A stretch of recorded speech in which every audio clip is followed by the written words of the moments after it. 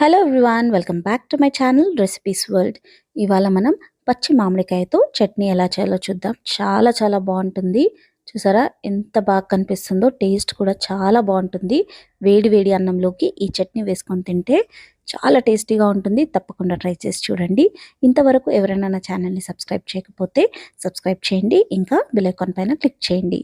ముందుగా ఒక పెద్ద పచ్చి మామిడికాయ తీసుకొని దాన్ని పీల్ చేసేసుకొని ఇలా చిన్న చిన్న పీసెస్గా కట్ చేసి పెట్టుకున్నాను. ఇప్పుడు ఇందులో ఒక పెద్ద టీ స్పూన్ కారంని వేస్తున్నాను. మీకు ఎక్కువ కావాలంటే ఎక్కువ వేసుకోవచ్చు. ఒక 10 ఎల్లిపాయలను లైట్గా పొట్టుంచి వేశాను. మీకు వద్దనిపిస్తే తీసేసుకోవచ్చు. 1/2 టీ స్పూన్ జీలకర్ర, టేస్ట్కి సరిపడా ఉప్పును వేసుకోవాలి. నేను 1 టీ స్పూన్ వేస్తున్నాను. మీకు ఎక్కువ కావాలంటే మీ టేస్ట్ని బట్టి ఉప్పును వేసుకోండి. ఇప్పుడు దీంట్లో వాటర్ వేయకుండా మెత్తగా గ్రైండ్ చేసుకోవాలి. చూసారా, ఇలా మెత్తగా గ్రైండ్ చేసేసుకొని దీన్ని పక్కన పెట్టేసుకోండి.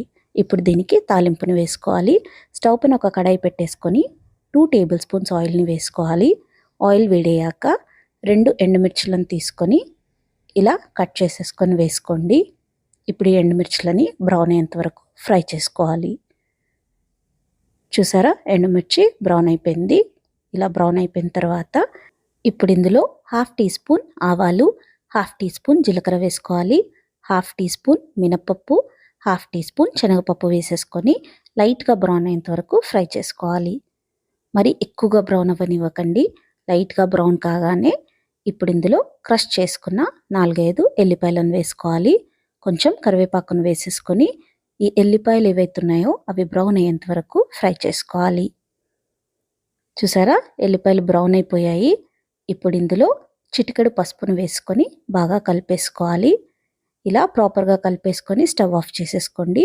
స్టవ్ ఆఫ్ చేసిన తర్వాత మనం గ్రైండ్ చేసి పెట్టుకున్న ఈ మామిడికాయ చట్నీని ఇందులో వేసేసుకోవాలి. చూసారా, ఆయిల్ ఇంకా వేడిగా ఉంది కాబట్టి ఇలా మీకు బాయిల్ లాగా కనిపిస్తుంది.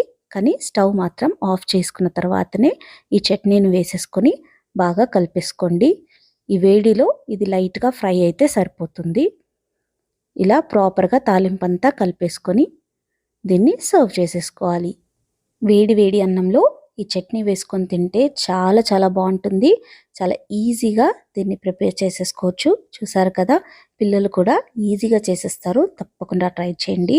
చాలా చాలా బాగుంటుంది. ప్రేమతో వండండి, ప్రేమతో వడ్డించండి. మీకు ఈ రెసిపీ నచ్చినట్లయితే లైక్ చేయండి, షేర్ చేయండి, కమెంట్ చేయండి. ఇంకా తప్పకుండా సబ్స్క్రైబ్ చేయండి. Thank you.